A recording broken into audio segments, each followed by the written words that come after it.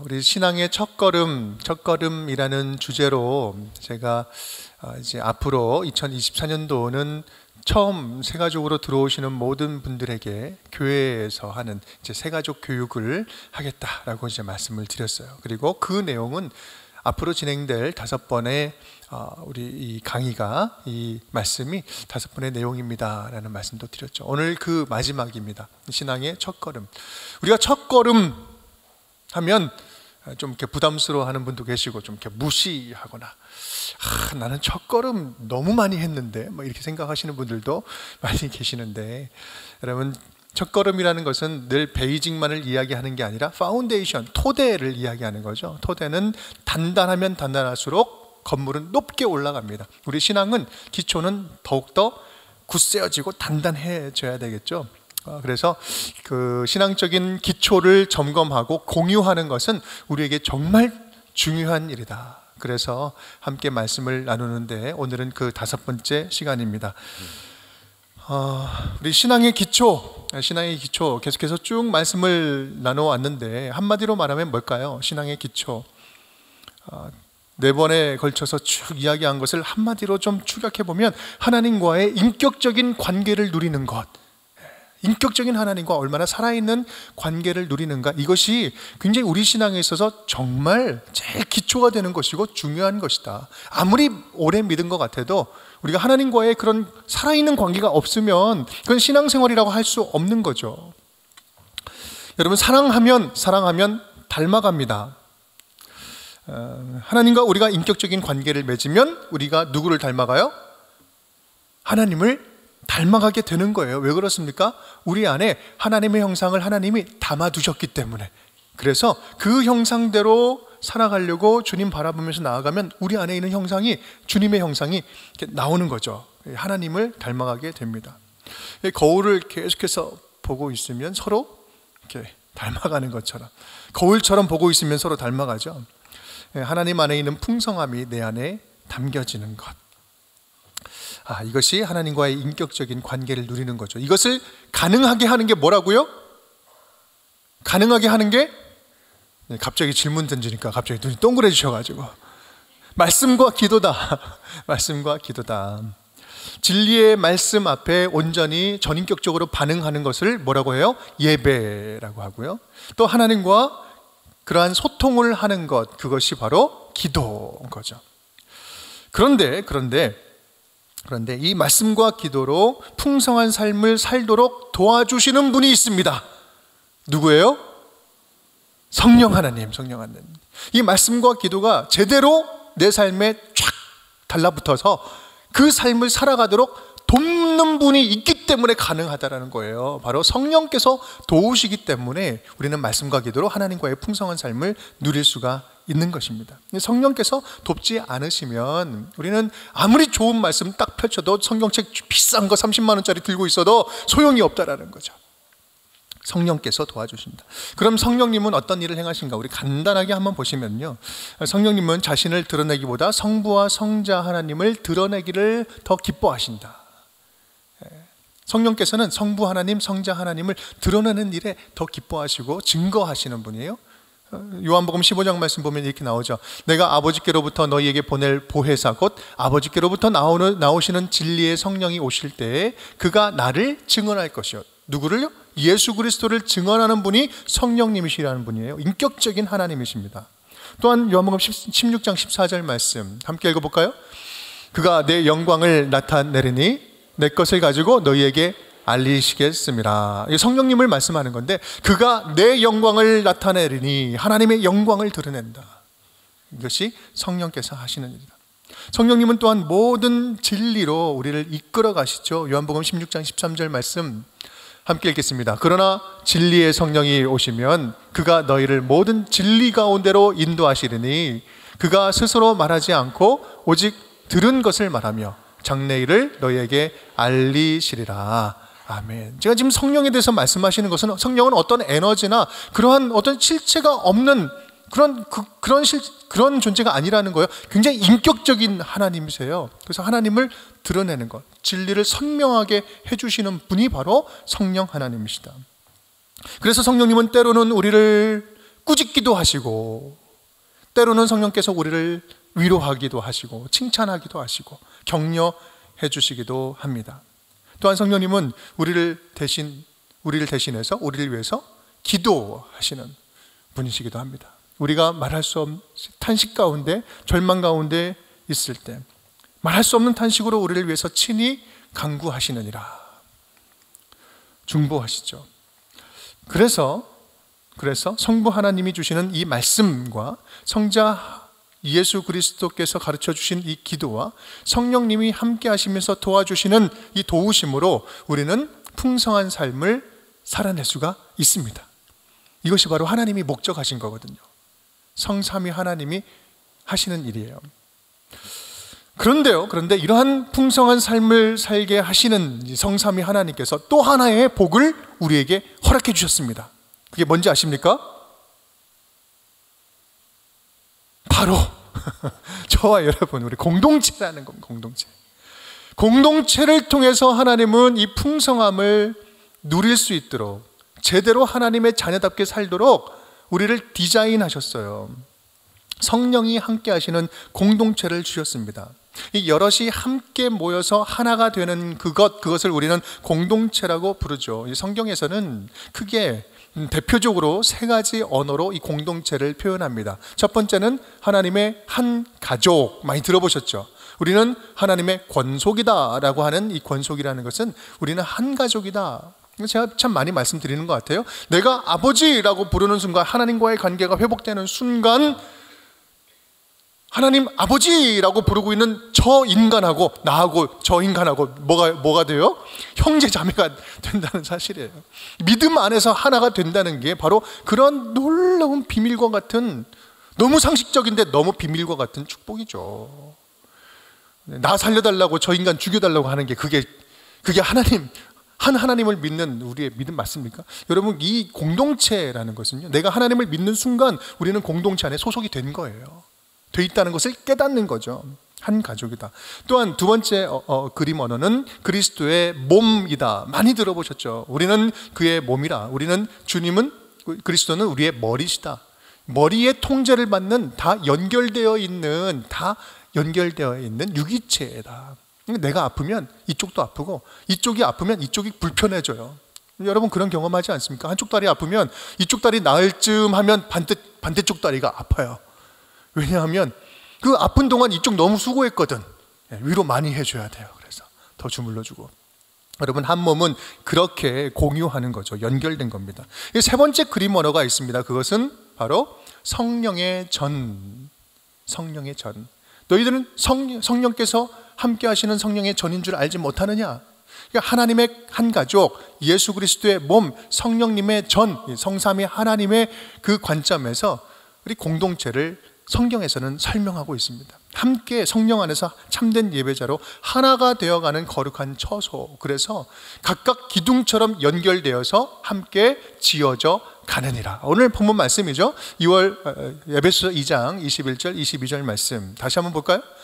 그의 안에서 건물마다 서로 연결하여 주 안에서 성전이 되어가고, 너희도 성령 안에서 하나님이 거하실 초소가 되기 위하여 그리스도 예수 안에서 함께 지어져 가느니라. 우리는 예수 믿으면, 우리 기독교 신앙의 굉장히 큰 많은 오해 가운데 하나는 너무나 개인적으로 내가 예수 믿고 구원받고, 이 구원이 너무나 개인적으로 여겨지는 게 그냥 기본적으로 너무 그렇게 배워왔다는 거죠. 여러분, 그 많은 오해예요. 함께 지어져 가는 겁니다. 나 홀로는 제대로 주님을 닮아갈 수가 없어요. 공동체가 필요한 이유는 이 공동체를 통해서 우리는 하나님을 더 온전히 알아가고 또 하나님을 제대로 배워갈 수 있기 때문에 그렇습니다. 그래서 공동체 안에서 우리는 참된 신앙생활의 맛을 느낄 수 있는 거예요. 사람들이 진정으로 배우고 성장하는 것은 실제적인 이제 경험을 통해서 성장하게 되죠. 물론 강의를 듣고 또 수업을 받고 읽고 학습을 통해서도 배우기도 하지만, 우리의 신앙생활을 제일 잘 배우는 그 통로는 무엇입니까? 함께 신앙생활하는 형제요, 자매요, 믿음의 식구들, 함께 삶 속에서 믿음을 살아내는, 말씀을 살아내는 그 공동체, 사람들을 통해서 우리는 더 이 복음을 제대로 배우게 되죠. 그런데 이 삶을 통해서 보고 배우는데 이제 문제는 이 신앙생활을 처음 시작하는 이제 분들이 계신다요? 계시는데 그 신앙생활을 너무 심각하게 시작하게 하는 경우들이 있다는 거예요. 너무 심각하게 시작해. 이 어린아이가 하고 태어나면 먼저 어떻게 해야 돼요? 엄마 품에 안겨서 젖을 어떻게 먹을 것인지, 이럴 때 울어, 이럴 때 빨아먹어, 이렇게 해서 아주 기초적인 것부터 이렇게 배워야 되는데, 가문의 철학, 너 이 가문에 태어났으니 이제부터 너 예의 법도를 알아야 돼. 집안 행사에는 어떻게 참여하는지, 이 방법을 먼저 가르치고 숙달시키는 것과 같은 그 신앙생활이 있어요. 무슨 말씀인지 아시죠? 막 믿기 시작했는데 너무 이제는 새벽기도 절대로 빠지면 안 된다. 어떻게 화요일날 빠질 수가 있어? 막 체크하면서 막. 말씀 통독, 이제는 말씀 중요하지, 말씀인데 처음부터 읽어야 돼. 말씀 통독 11조 빠짐없이 해야 되고, 주일 성수, 봉사와 헌신, 전도 해야지. 여러분, 물론 다 중요한 거죠. 다 해야 되는 거 맞는 것입니다. 그런데 이 영적인 아이 응애하고 태어나서 이제 막 시작하는 사람들에게 있어서는 고통이에요. 이게 지금 무슨 말인지도 모르겠고, 갑자기 예의 법도를 이야기하고 방법 절차를 막 너무나 어렵게 이야기하고 고통이죠. 지레 겁먹고, 그러다 보면 지레 겁먹고 신앙생활 시작하자마자 지쳐버리다. 이렇게 하느니 차라리 예전으로 돌아가겠습니다. 그러다가 몇 사람만 살아남아서 아주 율법적인 신앙생활을 하면서 막 그 감동도 없이 막 신앙생활 하죠. 그러면서 나는 이렇게 잘 해냈는데 너는 왜 이렇게 못해? 그러면서 이제 막 정죄하기 쉽고. 여러분, 신앙의 첫걸음이 참 중요합니다. 우리는 다 첫걸음을 지금 지나왔잖아요. 또 지나고 있잖아요. 또 신앙의 뒷걸음인 것 같지만 하여간 첫걸음 보면 아직 첫걸음이 정리 안 된 분들도 사실 솔직히 좀 있잖아요. 여러분, 중요한 것은 이 신앙생활 시작한다는 것은요, 제일 중요한 것은 하나님과의 인격적인 관계 속에서 기쁨이 넘치는 거예요. 기쁨. 여러분, 기쁨이 왜요? 예수님 만나는 거 복음이잖아요. 복음은 복된 소식이잖아요. 좋은 거잖아요. 그러면 일단 좋아야지. 일단 좋아야지. 좋습니까? 예수 믿고 좋습니까? 그러면 된 거예요. 이제 첫걸음 시작하는 거예요. 하나님을 사랑하는 법을 먼저 배워야죠. 사랑할 때 어떤 느낌이고 어떤 감정이고 내가 어떻게 사랑을 표현할 수 있고, 이런 것들 아주 너무 기초적인 관계에서 기초적인 것이 시작되면서 그때부터 조금씩 자라면서 성숙하고 성장하는 거죠. 그런 것들을 또 본을 보여주면서 배우면서 함께 성장하는 거 아닙니까? 그래서 오래 믿은 우리 성도님들은 말로 가르치는 게 아니라 삶으로 가르치는 거잖아요. 그냥 저분하고 같이 있으면 왠지 내가 막 부자가 된 것 같아. 영적으로 막 채워지는 것 같고, 뭐 이렇게 표현하지 않아도 이렇게 막 뭔가를 뭔가 열심히 하지 않아도 내 존재 자체만으로도 굉장히 위안받는 것 같고, 하나님의 사랑이 막 이렇게 찾아오고. 여러분, 그게 진짜 누리게 하는 거죠. 우리가 지금 신앙의 첫걸음을 하는 이유가 바로 거기 있는 거 아닙니까? 알면 얼마나 알겠어요. 저와 여러분 거기에요. 다 하나님 크게 피하면 얼마나 알겠어요. 함께 누리는 것을 보이고 나누고 본을 보이면서 살아가는 거죠. 이것을 위해서 주신 게 건강한 믿음의 공동체라는 말씀이에요. 혼자서는 이러한 풍성함을 경험할 수가 없습니다. 그래서 우리 함께 이 복음의 기쁨을 좀 누렸으면 좋겠습니다. 내가 문제지 복음이 문제가 아니에요. 괜히 복음이 문제인 것처럼 하지 마시고, 내가 복음을 제대로 배워가는. 그래서 2024년도에는 이제 이번 주 다음 주에 계속해서 이제 교육자 회의도 하고 이제 정책 수련회 하는데 이제 표를 정했어요. 여기 오신 분들만 제일 먼저 알려드립니다. 복음이 춤추는 교회. 복음이 춤추는 교회. 복음이 우리 안에서 막 춤추는 거, 행복해서 춤추는 거. 그렇게 우리 안에 기쁨의 복음이 우리 가운데 춤추고 우리 간에 충만하고 또 그것이 우리를 통해서 흘러넘치기를 간절히 바랍니다. 공동체는 말씀을 살아내도록 돕죠. 말씀대로 살려고 하면 동지들이 필요해요. 깨달은 말씀을 공동체에서 나누고 격려하고 말씀으로 함께 세워가는 거죠. 그럴 때 우리는 이제 3C로 이제 이것을 정리할 수 있어요. 어떻게 나누는가? 첫 번째 3C, 컨텍스트. 어떤 상황에서 내가 어떤 상황에 있었는데 하나님의 말씀이 이렇게 도전, 챌린지가 돼서 나에게 이런 변화가 일어났습니다. 그리고 나는 이런 변화를 위해서 지금 노력하고 있습니다. 여러분, 이것이 말씀을 나누는 가장 핵심이 되는 아주 간단하게 정리하는 방법이에요. 방법론이에요. 이런 상황 속에서 이 말씀이 이런 도전이 있어서 나에게 이런 변화가 있었습니다. 변화하고 있습니다. 이거는요, 철저하게 지금 나에게 주시는 말씀, 내가 깨달은 말씀이죠. 근데 어떤 분들은 이렇게 공동체 가운데 이렇게 말씀을 나누고 좀 그렇게 하라고 하는데 설교 본능이 있으신 분들이 계셔. 목사의 피가 흐르는 분이 계셔요. 꼭 내가 가르쳐야 돼. 나에게 주신 말씀, 내가 변화된 이야기, 그것만으로도 충분하거든요.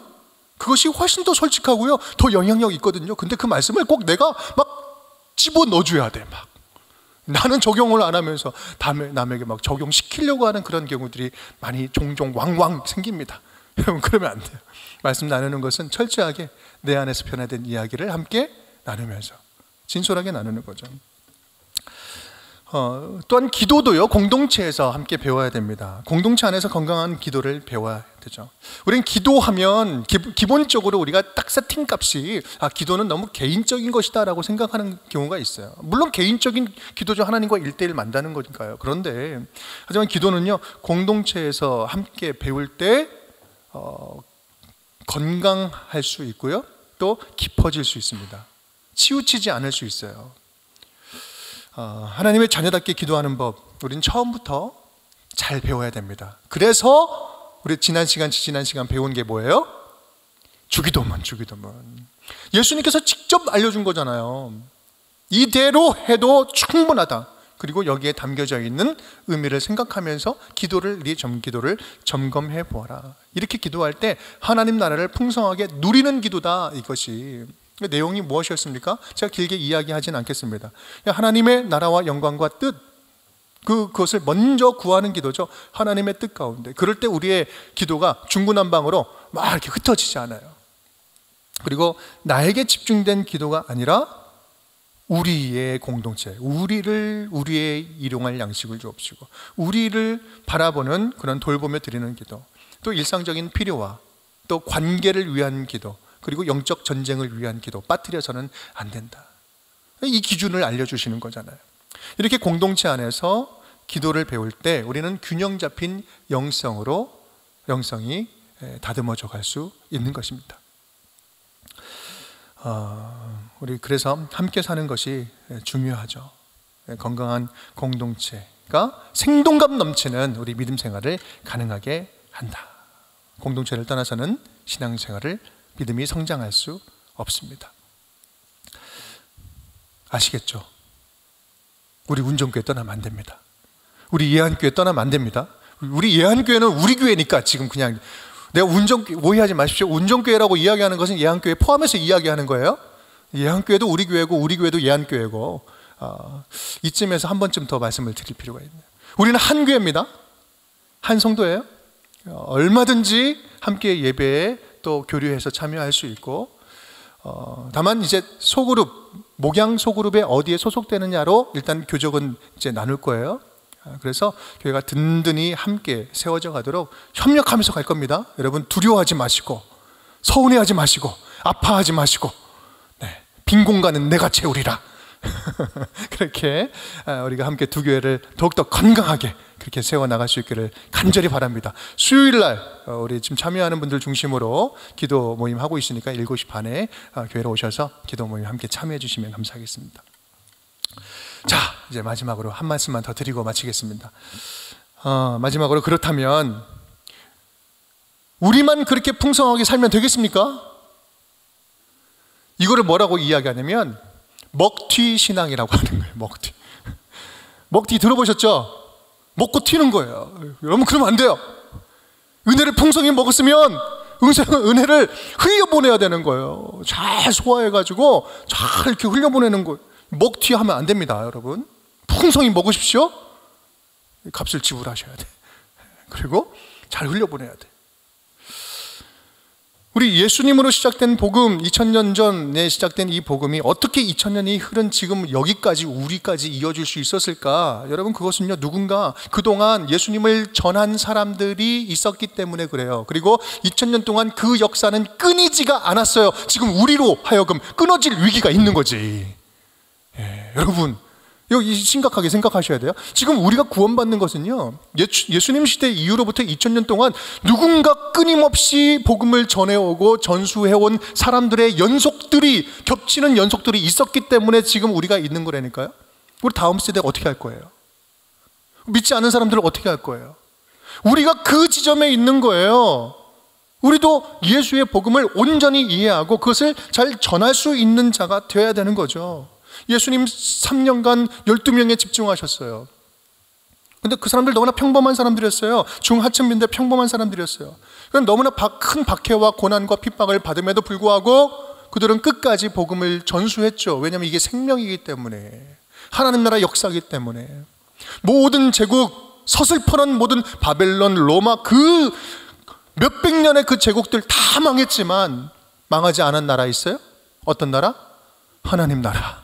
하나님 나라는 지금까지 이어지고 있거든요. 그 하나님 나라에 투자하는 인생, 여러분 영원한 인생이에요. 지금도 하나님 나라 역사는 이어지고 있습니다. 왜요? 증인의 삶이 있기 때문에, 증거하는 삶이 있기 때문에 그런 것입니다. 초대교인들은요, 자신을 예수의 증인, 그 복음의 부활의 증인이라고 본인 자신 스스로를 그렇게 명명했죠. 사도행전 2장 33, 32절 함께 읽겠습니다. 이 예수를 하나님이 살리신지라 우리가 다 이 일의 증인이로다. 3장 15절 말씀, 생명의 주를 죽였도다.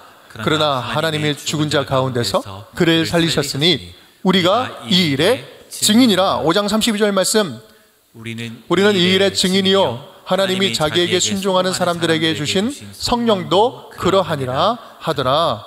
10장 38, 39절, 하나님이 나사렛 예수에게 성령과 능력을 기름 붓듯 하셨음에 그가 두루 다니시며 선한 일을 행하시고 마귀에게 눌린 모든 사람을 고치셨으니 이는 하나님이 함께 하셨습니다. 우리는 유대인의 땅과 예루살렘에서 그가 행하신 모든 일의 증인이라. 그를 그들이 나무에 달아 죽였습니다. 우리는 이 일에 있어서 증인이다. 이것이 우리의 정체성이에요. 베드로는 보지 않고도 믿는 믿음의 성도들을 이렇게 칭찬을 했죠. 베드로전서 1장 8절 말씀, 예수를 너희가 보지 못하였으나 사랑하는도다. 이제도 보지 못하나 믿고 말할 수 없는 영광스러운 즐거움으로 기뻐하니. 너희가 보지 못하였으나 사랑하는도다. 이 믿음의 전수가 이렇게 증인들을 통해서 이루어진다. 그러면 그런 증거들, 증인들의 이야기를 주변 사람들이 역사 속에서 계속해서 받아들인 이유가 무엇일까요? 그렇게 말하는, 복음을 전하는 성도들의 말이 아니라 진정성 있는 삶을 보면서 변화됐잖아요. 저 사람들이 말로만 저렇게 하는 것이 아니라 그렇게 살아내는구나. 삶을 통해서. 말로만으로는 절대 사람이 변하지 않습니다.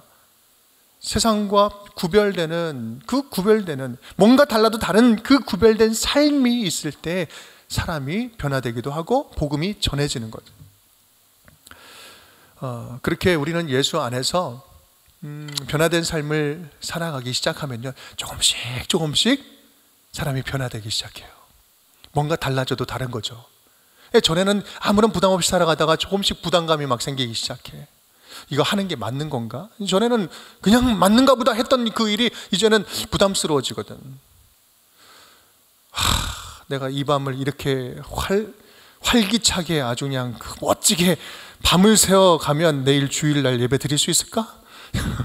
전에는 토요일날 너무나 편하게 쭉 그냥 노시던 분들이 계시다면, 근데 주일날 예배 드려야 되는 게 부담스러우시다면 토요일이 거룩해지기 시작하지 않습니까?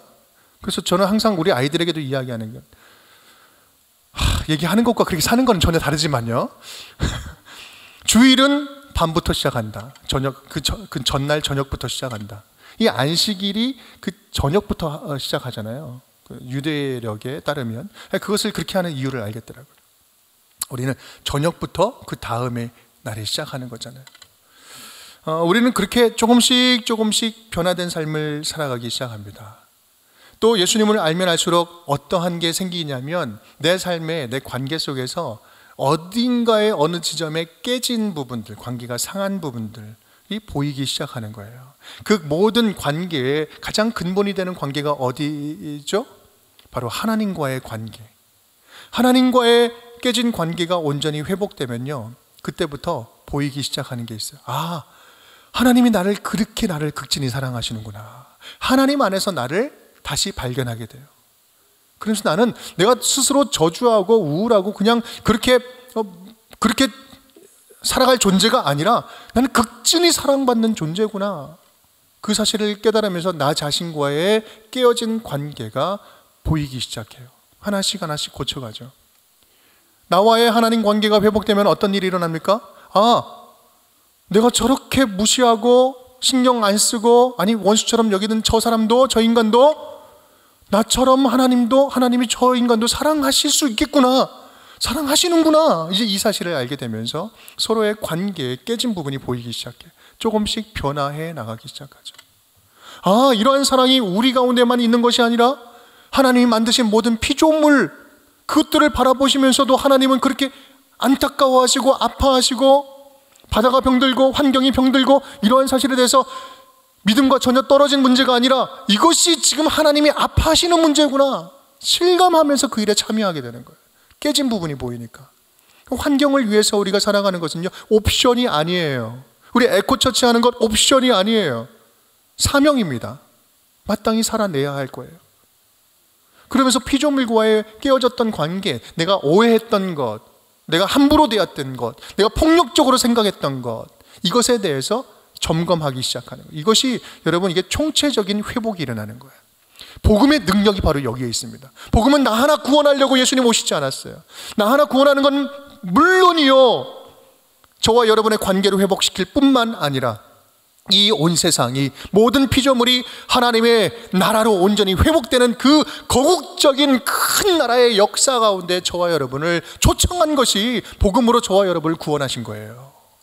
이것이 샬롬입니다. 샬롬. 이것이 구원이에요. 이것이 안식이에요. 이러한 관계들이 회복될 때 우리 마음은 참된 안식을 누릴 수가 있습니다.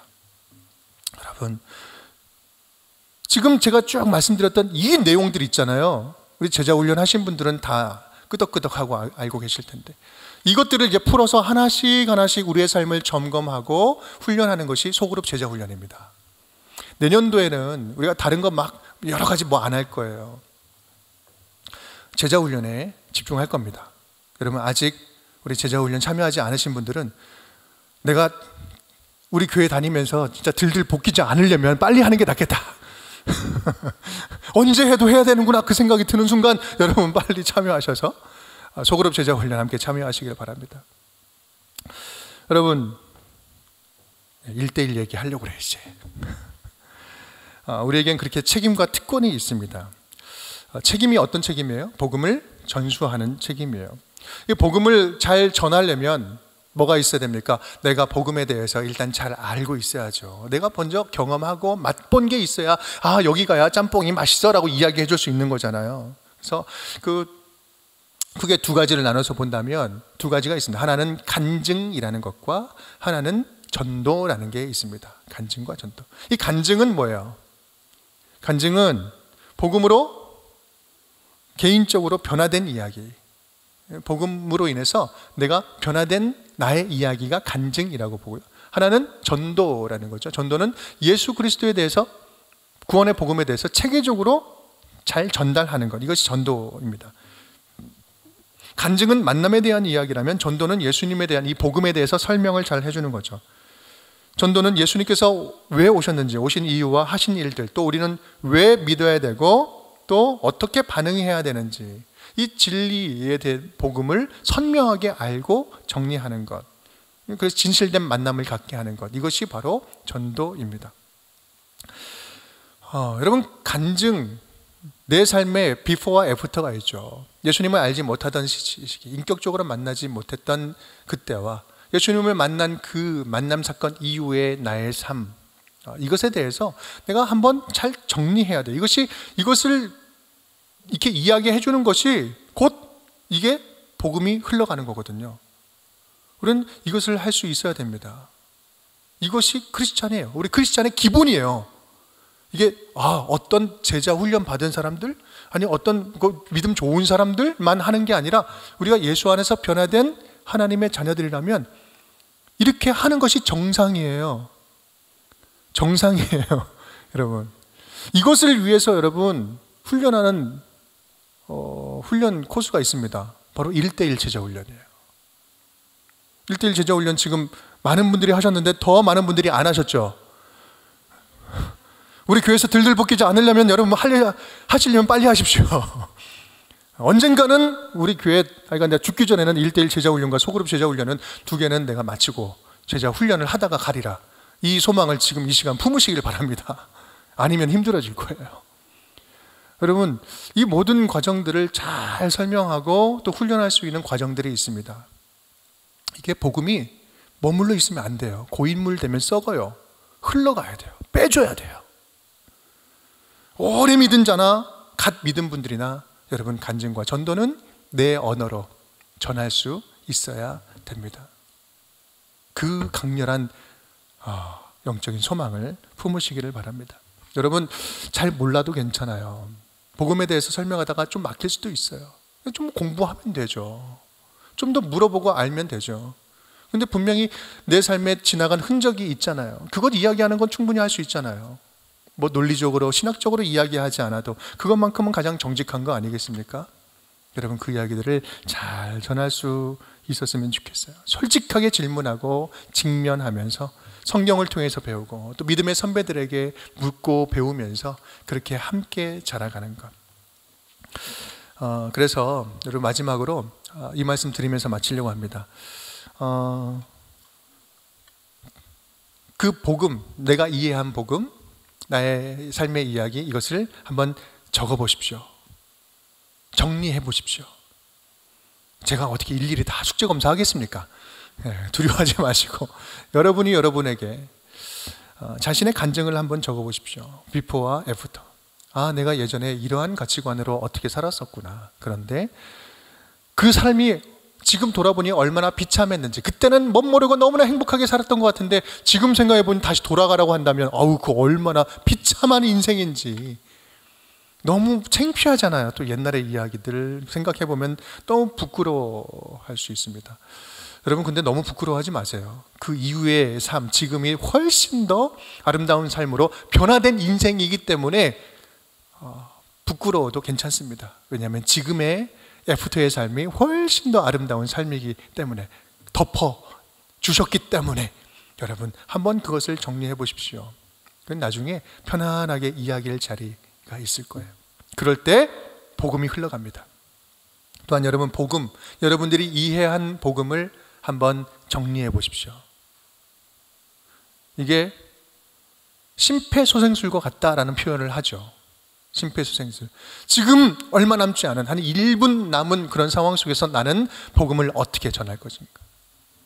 나에게 한 3분 정도 정해져 있어 주어졌어요. 3분 동안 나는 어떻게 내가 이해한 복음을 이 사람에게 설명할 수 있을까? 만약에 10분 주어졌다, 30분 주어졌다, 만약에 1시간이 주었다, 그렇다면 나는 내가 이해한 복음, 내가 지금 내 생명을 걸고 믿고 있는 이 복음을 나는 어떻게 설명할 수 있을까? 본인이 이해한 복음을 한번 정돈하고 정리해 볼 수 있기를 바랍니다. 제가 만난 예수님, 우리 제자 훈련을 하면서 이러한 과정이 있어서 저에게 또 질문을 한번 던져보았어요. 내가 만난 예수님을 한 문장으로 정리해 본다면 어떻게 표현할 수 있을까? 사람 다 달라요. 이게 정답 있는 거 아니에요. 저는 이렇게 표현되더라고요. 나보다 나를 더 잘 아시는 하나님, 또 나를 존중하시고 존중하면서 오래 참고 기다려주시는 예수님. 제 인생 보니까 제가 이렇게 목사로 이렇게 딱 멋있게 서 있잖아요. 근데 저는 제 인생을 알아요. 주님께서 얼마나 오래 참고 기다리셨는지. 정말 주님께서 오래 참고 기다리셔서 나를 인간답게 다듬어 가고 계시는구나. 저희가 고백하는 그 예수님의 문장입니다. 여러분도 한번 곰곰이 생각해 보십시오. 나의 예수님은 어떠한 예수님입니까? 또 그 말씀, 나에게 주신 그 핵심이 되는 말씀 한 구절은 어떤 말씀입니까? 너희가 진리를 알지니 진리가 너희를 자유롭게 하리라. 저에게 주신 말씀이에요. 이 자유를 하는 그 화두로 고민하는 그때 하나님께서 진리만이 너를 자유롭게 한다는 그 강한 말씀이 저를 완전히 다시 회심케 하는 그런 말씀이었거든요. 여러분마다 각자 말씀이 다 다를 거예요. 그 말씀을 구하고 찾고 기억할 수 있기를 바랍니다. 그럴 때 내 신앙의 색깔을 좀 더 객관적으로 볼 수 있게 돼요. 내가 이렇게 극적인 기도로 하나님을 만났구나. 그러면 나는 어떻게 돼요? 아무래도 이 극적인 기도 중심으로 어떤 신앙생활을 막 이어가려고 하는 모습이 있어요. 또 나는 말씀을 보면서 말씀 속에서 딱 깨달음이 오면서 내가 신앙의 회심이 일어났다, 인격적으로 만났다, 그러면 그 신앙생활 중심으로 내가 더 하게 되죠. 그것 강조하게 되는데, 문제는 그것만 더 강조하게 되는 거예요. 내가 기도하면서 갑자기 하나님이 치유하심으로 나를 딱 만나주셨는데 내가 그것이 너무나 중요하게 생각하다 보면 치유하는 기도만 또 중요한 거예요. 거기에 빠지기 쉽거든요. 그래서 그러한 모습을 자기가 잘 점검할 수 있을 때 나의 신앙을 객관적으로 볼 수 있고, 장점은 잘 더 다듬어 갈 수 있고요, 나의 그 약점은 더 잘 보완해 갈 수 있어요. 이러면서 신앙의 균형이 잡힐 수 있습니다. 말씀을 마치겠습니다. 여러분의 각자의 개인의 신앙의 컬러, 신앙의 색깔을 그냥 두리뭉실하게 난 잘 믿고 있어 이렇게 생각하지 마시고, 조금 더 내가 복음을 어떻게 믿고 있는가, 어떻게 알고 있는가, 어떻게 고백하고 있는가, 그 부분을 잘 점검하면서 그래야 복음을 전할 수 있거든요. 복음을 전하는 일에 여러분 가장 큰 기쁨과 즐거움과 사명을 두고 그렇게 신앙생활을 했으면 좋겠습니다. 그럴 때 풍성한 우리 은혜가 우리 운정교회 모든 성도님 가운데 있게 될 줄 믿습니다. 찬송하면서 마치고자 하는데요, 아까 마지막으로 드렸던 찬송, 우리가 그렇게 건강한 공동체 안에서 건강하게 배워가며 성장해 나가는 그런 교회가 되었으면 좋겠습니다. 교회를 더욱더 뜨겁게 사랑하고 개인적인 욕심이 아니라 함께 성장하는데 소원을 품고 함께 나아가 보겠습니다.